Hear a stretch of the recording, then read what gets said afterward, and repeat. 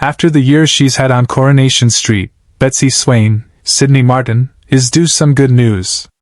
Trouble is, her mum DS Lisa Connor Swain, Vicky Myers, might not see it that way. Poor Betsy has been through enough drama to make the most seasoned resident of the Cobble's bulk, and she's not even 20 yet. First she suffered the tragic death of her mother Betsy Swain, and then caught entangled with she blackmailed future stepmom, Carla Connor, Allison King, and later found herself deeply entangled with creepy acid-throwing stalker Joel Deering, Callum Lill. After her boyfriend Mason Radcliffe, Luca Tulin, was stabbed to death by his brother, she caught a stray bullet from her own mum during a terrifying standoff with escaped killer Rob Donovan, Mark Bayless. Then came the reunion with her supposedly dead mum Becky Swain, Amy Cudden. Unfortunately, Becky turned out to be a certified bunny boiler on an absolute bonkers mission to give Carla Connor Swain, Allison King, the old cuckoo in the nest treatment so she could be with Lisa, culminating in poor Bestie being trapped in a deadly car chase before the raving loon was finally brought to justice. Even then, the drama wasn't over for Betsy. On the night of Lisa and Carla's wedding, Betsy was horrified to discover the body of abuser Theo Silverton, James Cartwright, murdered by a mystery attacker. It's been a harrowing ordeal for Betsy, so much so that Lisa and Carla agreed to postpone their honeymoon just so they could properly look after their daughter.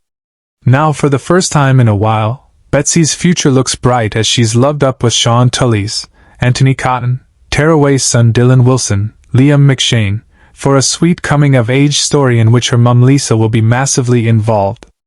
Upcoming scenes of Coronation Street will see Betsy becoming a bit of a tearaway herself, as she, Dylan and Brody Michaelis, Ryan Mulvey, get refused service by Sean and the Rovers. So head to the precinct with some cans instead. However, just when you think Betsy's future is all getting a bit shameless, she gets some news that may change her life forever. Betsy confides in Lauren Bolton, Kate Fitton, that she's been offered a place at the London College of Fashion. But she's worried about leaving Dylan. How will he react to the news? Surprisingly, Dylan tells Betsy he's really proud and will visit regularly. But while Dylan takes it well, Lisa might be another story as Betsy admits she's yet to break the news to her mum. Summoning up the courage, Betsy breaks the news to Lisa and Carla that she's been offered a place at the London College of Fashion. Carla's delighted. But after everything Betsy has been through, will Lisa have the courage to let her go? In Weatherfield, the wind felt sharper than usual that evening, as if the town itself was holding its breath. Betsy stood outside the corner shop for a long moment, staring at her phone without unlocking it. The message was still there, unread again and again, like it might change if she kept avoiding it. Her heart thudded in a way she couldn't ignore anymore. Inside her bag was a folded letter. The kind that didn't just arrive by accident. The kind that changed everything. And it had. She had been walking home when she opened it the first time, then stopped dead in the middle of the street, people brushing past her without noticing that her whole world had tilted slightly off its axis. It wasn't bad news.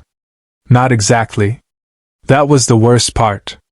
It was life-changing news. But telling Lisa? That was something else entirely. Lisa had always been steady. Reliable. The kind of person who didn't flinch when things went wrong, but who absolutely would when things got complicated emotionally. Betsy wasn't sure which version of Lisa she would get this time. A passing bus hissed to a stop nearby, snapping Betsy back to the present. She tightened her grip on her bag strap and finally started walking toward the precinct flats where Lisa was waiting. Every step felt heavier.